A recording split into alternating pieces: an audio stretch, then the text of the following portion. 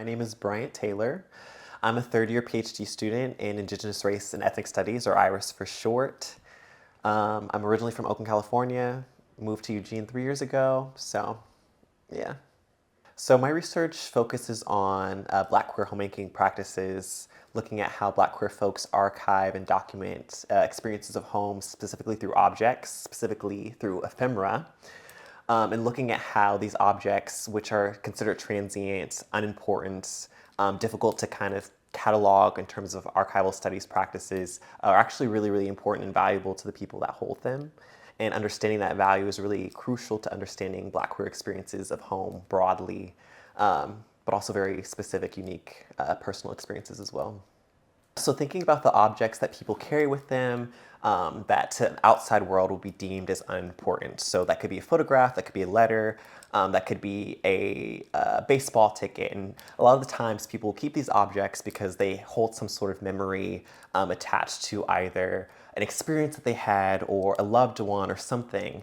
And from the outside, no one would know that, but to the person, once they tell you these stories, they're like, oh, this means so much to me because my ex-boyfriend gave this to me. He was my first boyfriend and I loved him. Or, my grandma, she, wrote me this letter when I moved away to remind me that she still loved me and I was just coming out at the time. Like all these personal objects that people have with them that tell these grand, beautiful stories and make up who they are, and how they move through the world. And so I'm really interested in kind of examining these objects and thinking about what they can tell us about Black queer experiences.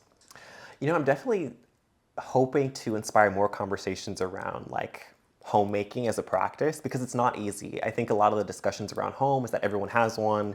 Building community is so easy. You just have to go out and meet people and do all these things. But a lot of times it's not always that easy, and creating home, creating community can be a difficult experience. And so looking at the objects that people carry with them, how they kind of decorate their homes with these objects, the significance that they have, the memories that they sort of unearth for folks is really, really important. And I'm hoping to kind of dive more into those conversations. I know specifically for me, I have so many objects, photographs, letters, movie tickets, train tickets that bring back so many memories of home for me. And I think, coming from Eugene or coming from Oakland to Eugene, I rely on those objects to remind me of what home is and can feel like and remind me of my roots and people that care about me. So there's definitely a lot that I hope to kind of share and uncover with these objects, yeah. Yeah, my time at CSWS has seen me do so many different projects, from building databases of like 700 grant recipients over the last 50 years to, oh gosh, so many different things. I think most definitely for me, what I take away is all the archival projects from my time here in the past 2 years. I think definitely that's a route that I want to go after my PhD journey is done. And so knowing that I have, tons of experiences of digitizing documents and creating like spreadsheets of like, okay, this is how many publications we have in this year and this is where you can find them. Like all that stuff is really kind of like my jam. So I was really glad to get that experience, and hopefully it can carry me into my future professional goals. I think the Alumni Symposium was perhaps one of the biggest and most impactful events for me, just because I think that's when you really got to see folks from the beginning come back and talk about, their goals for the center at that time, and to hear folks throughout the center's history talk about the impact that CSWS had on them. That was really inspiring. I think seeing a lot of the documents and working with them to create the CSWS library exhibition, I read the original sort of center plans, and to hear the original folks talk about, their hopes and dreams for this place, and to have it be realized and actualized 50 years later, all throughout the time actually, it was really like an eye-opening moment of like, okay, you never really know what kind of impacts, a project that you don't know how long will have on folks, and that was just really inspiring for sure.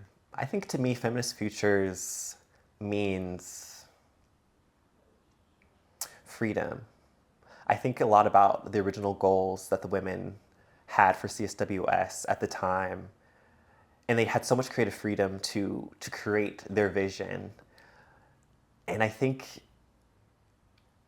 if more people had that option to just create the things that they want in the world, to better the world, we'd be in such a beautiful place. And I think freedom, for sure.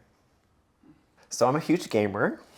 And actually, it's funny, one of the video games that I'm playing right now, Seasons: A Letter to the Future, is a part of my current research because it does a lot with like Black archival practice in the game. And so definitely one of those worlds where like self-care is merging with the research, but it's all fun, it's all games. But if I'm not in the office, I'm not at school, you can definitely see me in the virtual sphere gaming it out. Like my time at CSWS has been such a beautiful experience. I've learned so much. I've got to interact with so many different people on campus that I probably wouldn't have. I think, you know, departments can be quite isolating in the terms that sometimes they don't interact with each other, but I think CSWS has such a broad reach around campus. I got to talk to people in philosophy and biology and romance languages, all the different departments and institutions on the campus. So I'm really, really grateful that I got to be here for 2 years. Cool. That's a wrap.